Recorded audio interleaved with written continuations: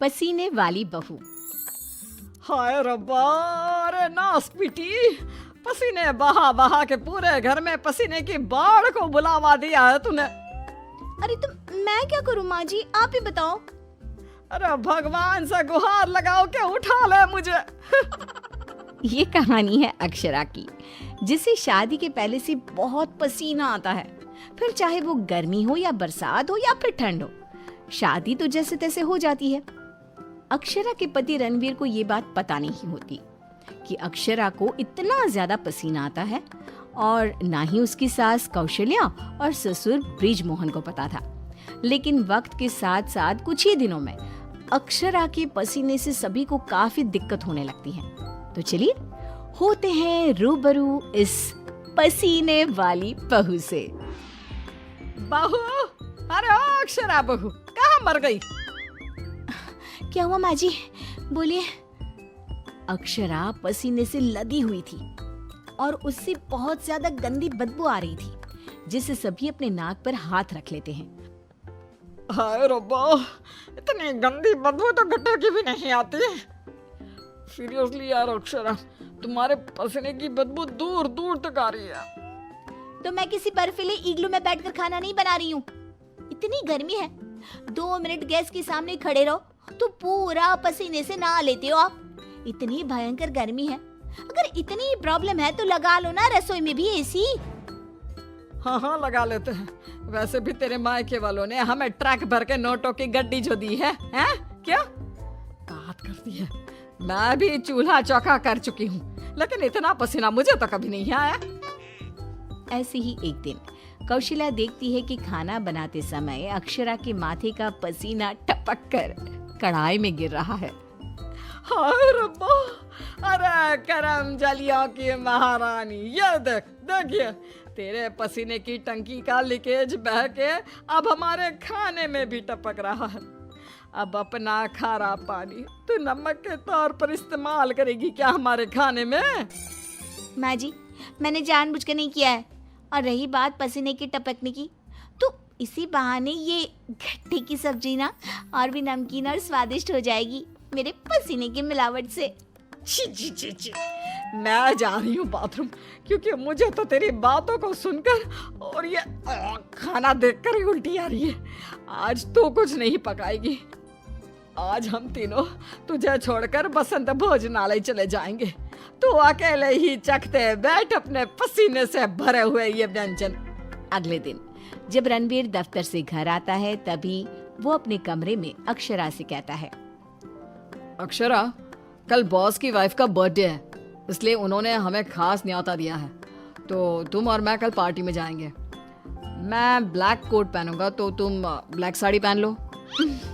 Okay पति जी, और कोई आदेश? नहीं नहीं, आदेश नहीं, लेकिन एक रिक्वेस्ट है।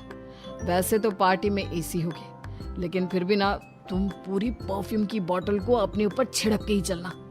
एक क्या, मैं तो कहता हूँ 5 चाय बोतल को छिड़क लो ना, क्योंकि अगर किसी ने तुम्हारे पसीने की बदबू को सूंघ लिया ना तो फालतू में सीन क्रिएट हो जाएगा वहां पर, ठीक है? मुंह टेढ़ा करके अक्षरा जवाब देती है, ठीक है, लगा लूंगी, खुश। अगले दिन पार्टी के लिए अक्षरा सच में 5 परफ्यूम की बोतल को अपने ऊपर छिड़क कर सज धज के रणवीर के साथ पार्टी में चली जाती है।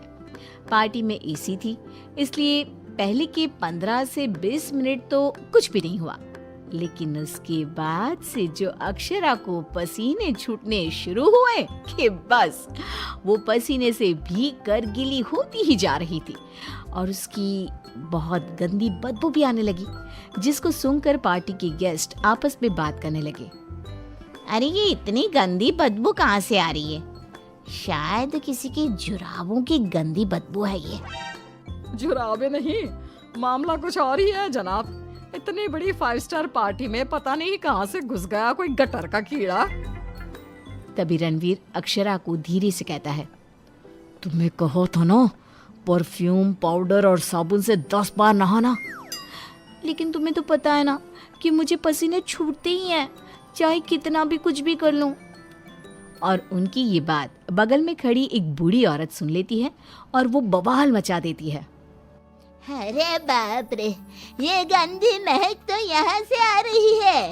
रणवीर की बीवी से देखो तो पूरे कपड़े भीग गए इसके पसीने से। सभी रणवीर और अक्षरा पर बहुत हंसते हैं। रणवीर घर जाने के बाद अक्षरा को खूब डांटता है। मिला देना पानी में मेरी पूरी मेहनत से कमाई हुई इज्जत। अरे अक्षरा बहू, किस मिट्टी की बनी हो तुम, जो पसीने का झरना बहता ही रहता है तुम्हारे बदन से 12 महीने और 2400 घंटे नॉन स्टॉप। अरे अभी तो इस कलमुहे के कलेजे को ठंडक पड़ी होगी। लोगों के कुंडली में मार्केश दोष होता है, लेकिन हमारी बहू की कुंडली में पसीना दोष है। अक्षरा को अपने ससुराल वालों की बातें सुनकर बहुत बुरा लगता है, लेकिन फिर भी वो कुछ नहीं कहती और अपने पसीने बहने को अपनी गलती मानकर चुप रह जाती है। दिन बीतते जाते हैं, गर्मी का प्रकोप बढ़ते जाता है और अक्षरा के लिए गर्मी और भी बड़ी मुसीबत बन जाती है। उसे पसीने से पूरे हाथ, पांव, गले, चेहरे और बदन पर घमौरियां आ जाती है, जिसके कारण उसे खूब जलन महसूस होती है। बहुत जलन हो रही है। माँ जी ने एसी का रिमोट भी छुपा के रखा है, इसलिए ताकि मैं एसी ना लगाऊं और बिजली का बिल बच जाए। मम्मी जी, बहुत आग लग रही है। अक्षरा जाकर बाल्टी भर पानी अपने आप पर डाल देती है, तब जाके उसे थोड़ी सी राहत मिलती है। अक्षरा के पसीने से तंग आकर कौशल्या अब दिन रात घर में अगरबत्ती और अरोमा कैंडल जलाती। अच्छा हुआ जो रणवीर ने ये खुशबू वाली मोमबत्तियां ला कर दी, इनसे हर जगह अच्छी महक आ रही है। हाँ कौशल्या, बड़ी अच्छी सुगंध है, अगरबत्ती और मोमबत्ती दोनों की भी। लेकिन तभी वहां पर बाजार से सामान लाकर पसीने से लदी हुई अक्षरा आ जाती है और उसके पूरे बदन से बदबू आ रही थी और बाल तो पूरे पसीने से भीग गए थे और फर्श पर पसीने की बूंदें भी टपक रही थी। और ये बदबू इतनी तेज होती है कि मोमबत्ती और अगरबत्ती की महक को फेल कर देती है। हाय रब्बा, आ गई करम जली। इसके बदन के पसीने ने तो इतनी महंगी सुगंध वाली मोमबत्ती और अगरबत्ती के खुशबू के दांत भी खट्टे कर दिए। बाहर इतनी भीषण गर्मी है मम्मी जी, ऐसा लग रहा है मानो हम किसी ओवन में बंद हो गए हो और केक की तरह बेक हो रहे हो। उफ। दिन ब दिन अक्षरा का पसीना दुश्वार कर देता है सबका जीना। कभी वो सोते समय पूरे बेड के साथ साथ साइड में रखे हुए रणवीर की इम्पोर्टेंट फाइल्स को अपने पसीने से भिगा देती, तो कभी वो गर्मी से अपने बालों में हुए जुओं को गलती से खाने में मिला देती। हाय रब्बा, आज तो हद ही हो गई, खाने में जुए। अक्षरा बस बहुत हुआ, अब और नहीं। अब तुम सीधा अपना बैग पैक करो और अपने मायके शिफ्ट हो जाओ। बिल्कुल सही कह रहा है रणवीर, हमें नहीं चाहिए ऐसी पसीने वाली बहू। अक्षरा रोने लगती है और कहती है, ठीक है मैं चली जाती हूँ, फिर कभी इस घर की दहलीज पार नहीं करूंगी, बाय। अक्षरा रोंदी सूरत लिए घर से निकल जाती है।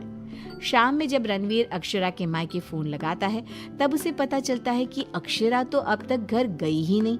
इस बात को सुनकर रणवीर, कौशल्या और ब्रिज मोहन तीनों डर जाते हैं और चिंताग्रस्त हो जाते हैं। हायो रब्बा, अब कहाँ ढूंढे हम अक्षरा बहू को।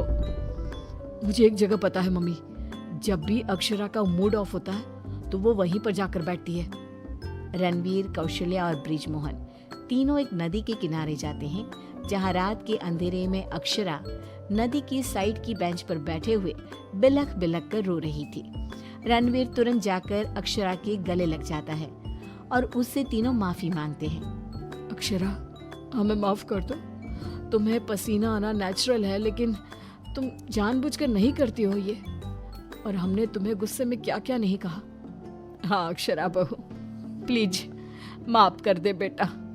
तेरे इस पसीने को ना मैं यूं मिनटों में चुटकी बजाकर आयुर्वेदिक और घरेलू उपायों से भगा दूंगी, तू देखना बेटा। हाँ, और अगर उससे भी ना होए तो मेरे पहचान में मेरा एक डॉक्टर दोस्त है, तुम्हारे इस पसीने की तकलीफ का हम सब मिलकर डट कर सामना करेंगे। Thank you.